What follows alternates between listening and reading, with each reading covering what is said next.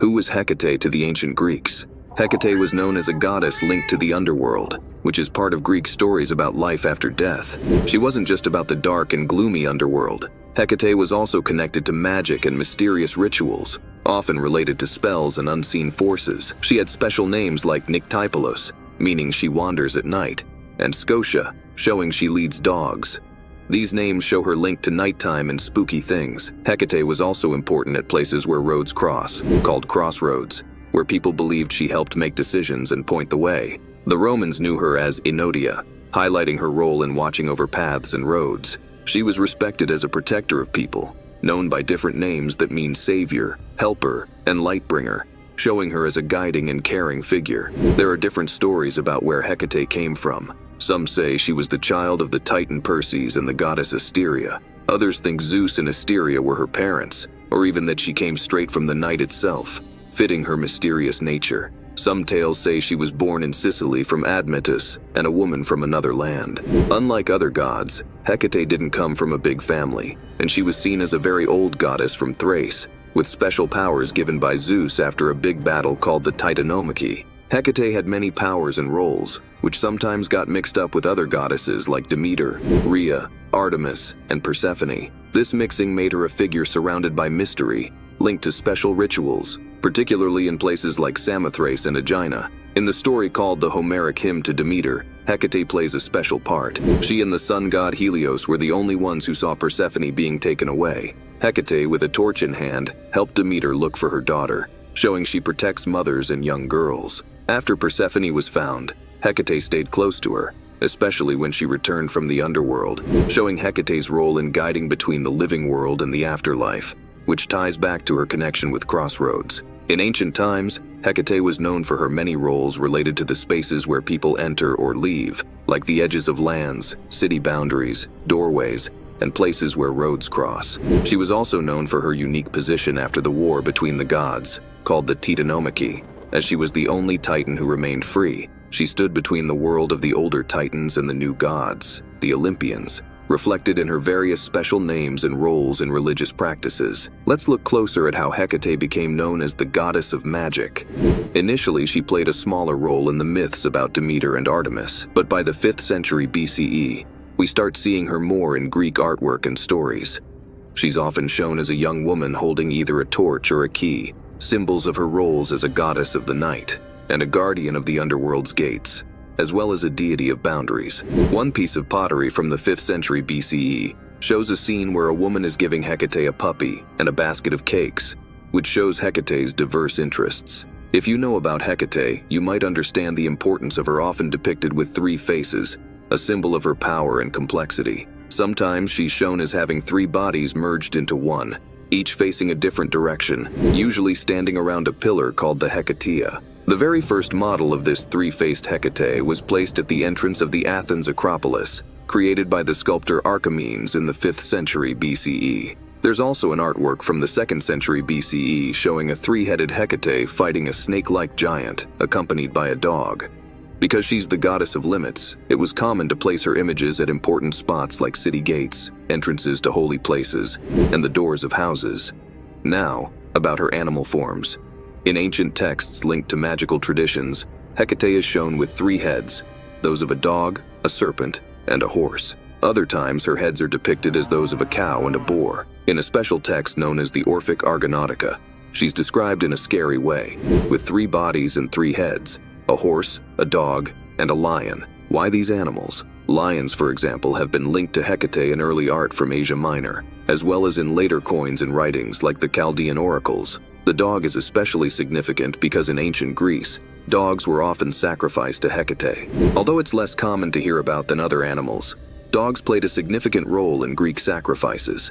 In Homer's Iliad, we read about Patroclus offering 2 dogs as a sacrifice. Spartans also used to sacrifice dogs before battles for good luck. This practice was confirmed by archaeologists who, in 1937, found a well in Athens' main marketplace with the bones of hundreds of people and over 100 dogs. An expert named Lynn M. Snyder noted that while the babies likely died from natural causes, the dogs were probably offered as sacrifices in a cleansing ceremony following childbirth, whether the baby survived or not. In ancient Greek stories, Dogs were often used in rituals to clean away the bad energy left by death or birth. These stories also tell of how dogs were offered to Hecate during rituals and left food from holy feasts. One reason Hecate is depicted with a dog's head might be due to the story of Queen Hecuba from the city of Troy. After Troy was defeated, Odysseus captured Queen Hecuba, but during their journey back to Greece, she killed the Thracian king and was attacked by the local people. In some stories, she jumps off a ship, and in others, the gods turn her into a black dog as a form of punishment. She then becomes associated with Hecate, the goddess. This story connects Hecate with Bendis, the Thracian moon and hunting goddess, similar to Artemis. Bendis, like Hecate, received dogs as sacrifices, but she was a distinct goddess, not just another name for Hecate. Besides the dog, Hecate also had another companion, a polecat or weasel, believed to have been transformed from a human as a form of punishment. There are different stories about this polecat's origins. One story says the polecat was originally the witch Gaia, who was transformed by Hecate for inappropriate behavior. Another story says the polecat was Galinthias, the midwife of Alcmene, who was turned into a polecat by a goddess as punishment for deceiving her, but then taken in by Hecate. So how did the image of Hecate develop in Greek mythology to become the goddess we know? Initially in writings like Hesiod's Theogony from the 8th century BCE, Hecate was honored as a goddess with power over the sky, land, and sea. The idea of Hecate as a figure of the underworld became more common later and was not mentioned in early epic poems that talked a lot about the underworld. However, later texts show her playing a key role there, linked to her earlier associations with crossroads and boundaries. Over time, Hecate became known as a goddess of cleansing, turning away harmful forces like demons, ghosts, and other negative influences. She was seen as a protector of homes, keeping out unwanted spirits, a role that matched her duties as a guardian of borders. By the 5th century BCE, her connection with spirits became more pronounced, possibly because of her similarities with the Thessalian goddess Enodia. This goddess, known for wandering the earth with ghosts, was depicted with attributes similar to Hecate, such as wearing a leafy crown and carrying torches. By the 3rd century BCE, writers had firmly placed Hecate within the underworld context. The poet Theocritus mentioned Hecate's connection with the underworld by talking about her holding keys, suggesting she controlled the opening and closing of death's gates. The Greek magical texts also view Hecate as the keeper of the keys to Tartarus, the deep part of the underworld. Later, the Roman poet Virgil portrayed her as having influence both in heaven and in the underworld, showing her alongside the gods of the underworld. This role as a keyholder and guardian might link her to Cerberus, the multi-headed dog who guards the underworld's entrance to keep the dead within its bounds.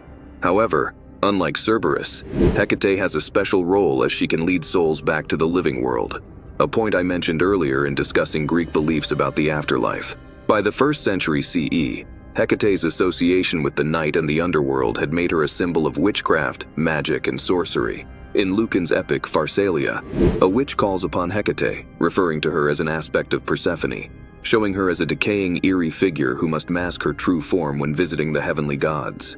Additionally, Hecate's connection with the moon arises, especially in Roman times where she is blended with Diana, the huntress goddess, because of their shared attributes and symbols. This merging results in Hecate being linked with all 3 realms: the sky, Diana, the earth, and the underworld, Hecate herself.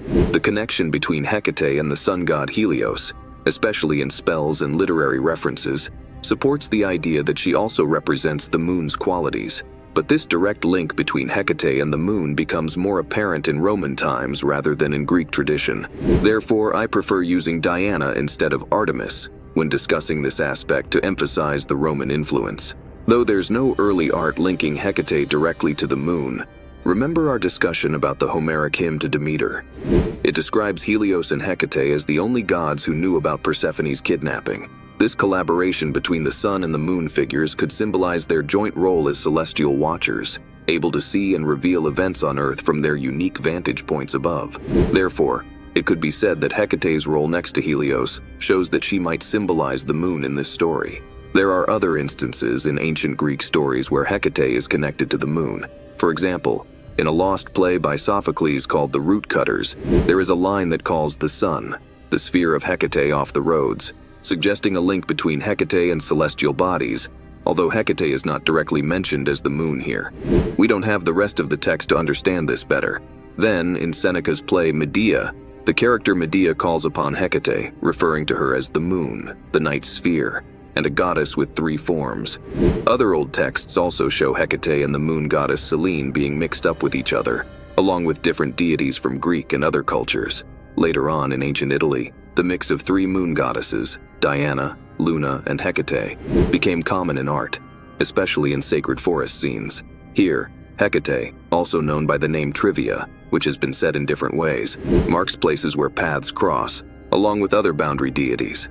And yes, to add to the confusion, Trivia was a name given to both Diana and Hecate, which made the 2 goddesses seem even more similar, to the point that the Romans celebrated Diana's multiple aspects as Hecate, Luna, and Trivia. As time went on, the earliest ideas about Hecate before Greek times were mostly forgotten, and the way Hesiod wrote about her integrated her into the Greek gods. The idea of Hecate as a goddess of the underworld didn't really stand out until Greek playwrights linked her to themes of witchcraft and death. From then, her connection to dark magic and evil became more central, until by the medieval era, European stories mostly showed Hecate as the goddess of witchcraft and the moon. Thank you for discovering the enigmatic Hecate with us.